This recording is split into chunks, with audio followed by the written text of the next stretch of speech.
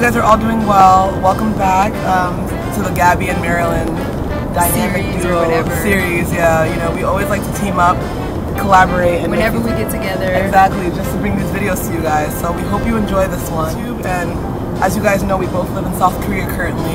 I'm on Jeju Island, and I'm in Daegu. Gabby's in Daegu. Where we are right now.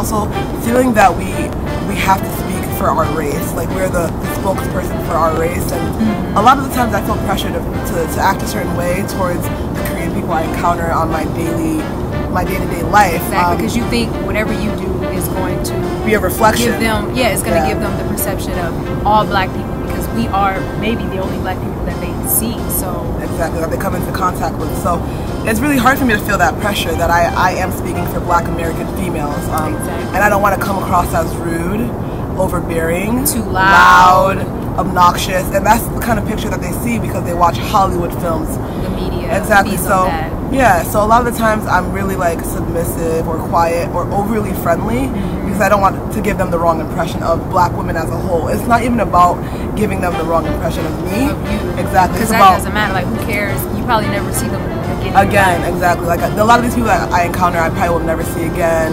And yeah, it's upsetting. So we have a few cases that have happened to us recently.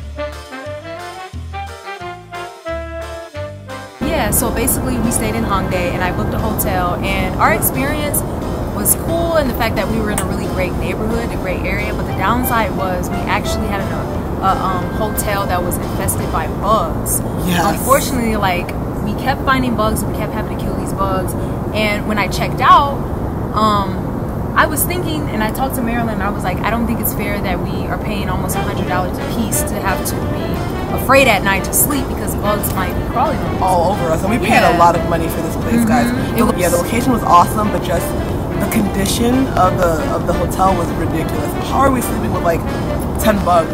And when we were leaving, I don't know if you were just mentioning. Yeah, but when I was leaving, I was thinking, like, man, we need to get at least half of our money back. But I didn't want to really be too forceful about the situation because I was thinking, oh, you know, the media portrays women as being money hungry or like poor, broke women, black women. So I was like, oh, can I come out and just ask them for our money back, or like how would that reflect on my race? Yeah. So I think I was a little bit more hesitant to just come out and be like, hey, you know, is there a way we can get half of our money back? Like, can we get a refund? Because the services were not what we had expected. At all. Not up to par. And I was telling you, like, if I would have been a Caucasian American, white American, I feel like I would have been less pressure and more willing to just be like, hey, like, I want my money back. Yeah, did you feel the same way too? Like, I did. Yeah, I didn't want to be rude to him. I just was so nervous about even like telling him. At first, when we went to go tell him about the bugs, I was nervous about even bringing that up.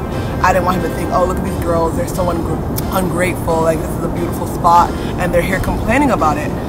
Even that made me nervous to approach him and tell him, like, yeah, we were not satisfied.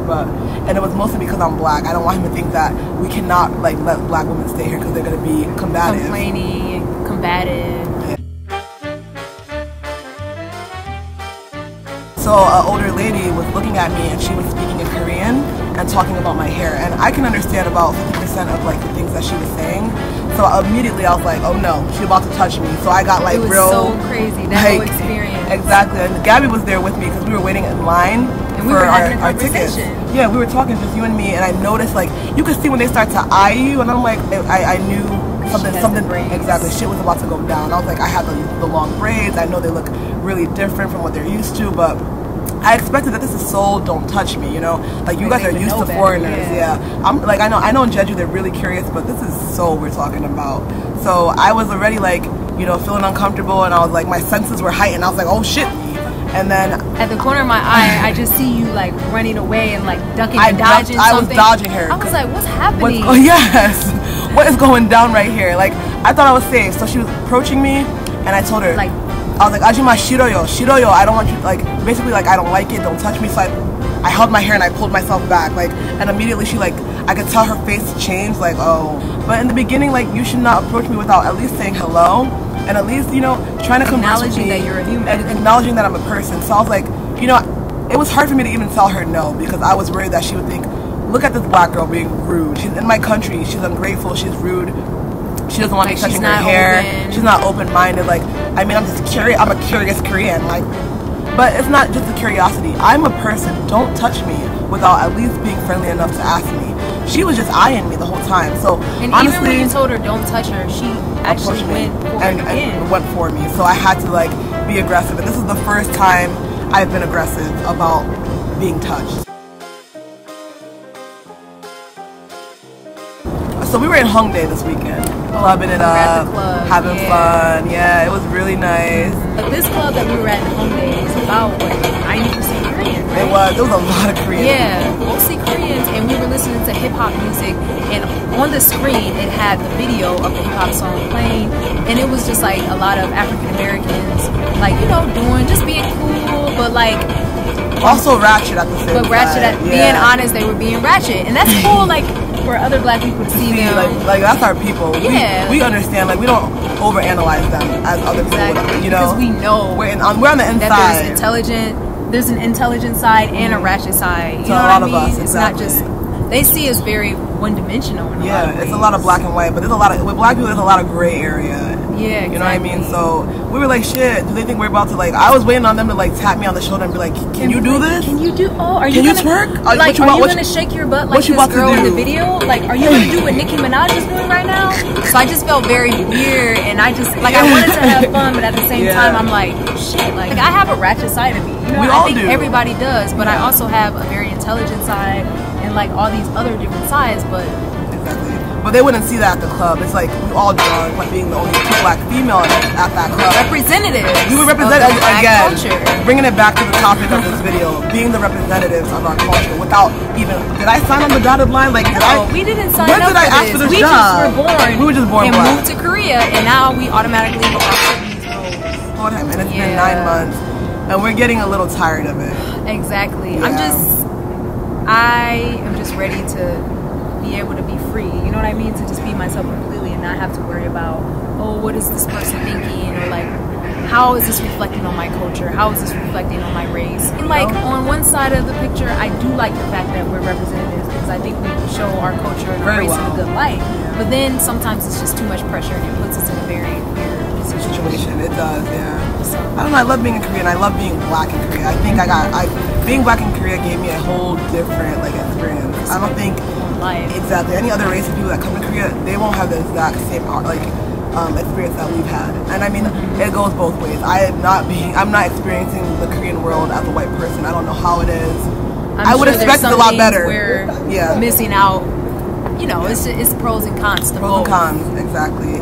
But so one thing you'll have to look forward, or you'll experience if you are a person of color moving to Korea. Yeah, exactly. Just be wary of that, and also be brave enough or bold enough and comfortable enough to say no if you feel uncomfortable. Exactly. Remember that you are a human being. And these people they're intelligent, they know. But I don't know why they think it's okay to touch people. I just think they abuse their Korean citizenship. Like, they're Korean and they know they live in Korea and they know we have no protection. But just don't be a victim, because every time like I get touched or I feel like I have to restrict myself in some way, I feel like a victim and I feel violated, and I just don't want to feel like that anymore. Yeah, so you don't want to feel victimized. Exactly. So I spoke out in my own. This is my home now. Hey guys, I hope you guys enjoyed this video. We're gonna just wrap it up. Please stay tuned. We're gonna have more videos on our channels, and subscribe if you want to see more. Okay? Exactly. Bye. Bye guys. Nice to see you. In the back of my mind, I'm thinking, where the fuck have your hands been? Like, where have your hands? Why are you touching me with them hands? Yo. Hey boys. Annyeonghaseyo. Oh, so basically these police officers are like doing some training in the park, and they're really handsome and have their muscles out. Their bodies out. He better come with our shot. Oh no, he's going in for a shot. Yeah, hold on, guys. Okay.